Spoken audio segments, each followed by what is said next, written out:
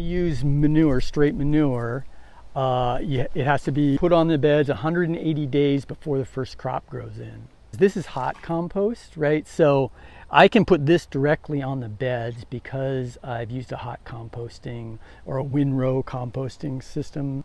So basically this has to heat up to 140 degrees Fahrenheit, and then you can turn it. Once the temperature starts to come back down, you turn it.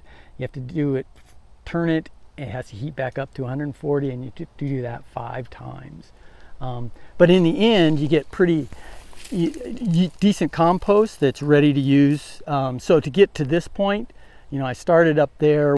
So this is what it looks like to start with, right? And after about a month, it ends up looking like that. And then I can apply that directly to the beds without any waiting period. When it heats up, it kills all the pathogens and it kills the weed seeds.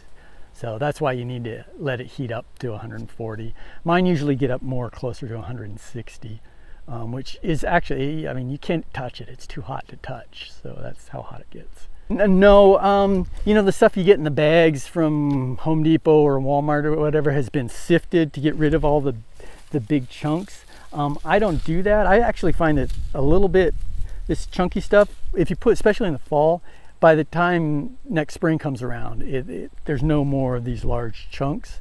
But even if there is, it tends to hold water a little better than the well sieved stuff. It doesn't break down as fast, so I think it maintains the soil fertility for a longer period.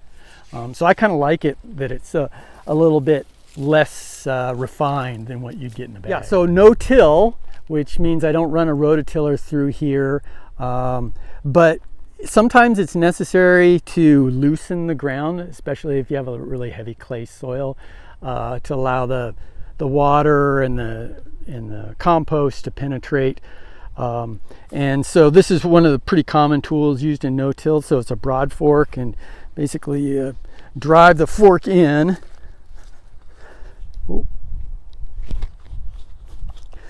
to the depth of the tines and pull back on it.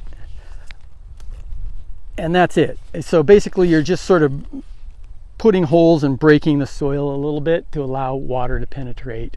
And it makes it a little easier for the roots to get down. Eventually, like a lot of these beds, I don't even need to do this anymore. But in some, like this bed, I still do need some more compost. But eventually you won't need to use the Broadfork. You can get the instructions on how to build this from Jean-Martin Fortier's website, the Market Gardener Institute. But basically what this is gutter heater that you put in your gutters to keep them from freezing in the winter, building up ice, under a layer of sand. So there's like 4 inches of sand under here. And it's all controlled by a thermostat, and you can set it to whatever temperature you want.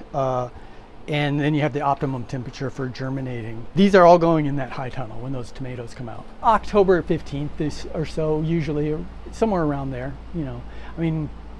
yeah, whenever the tomatoes come out.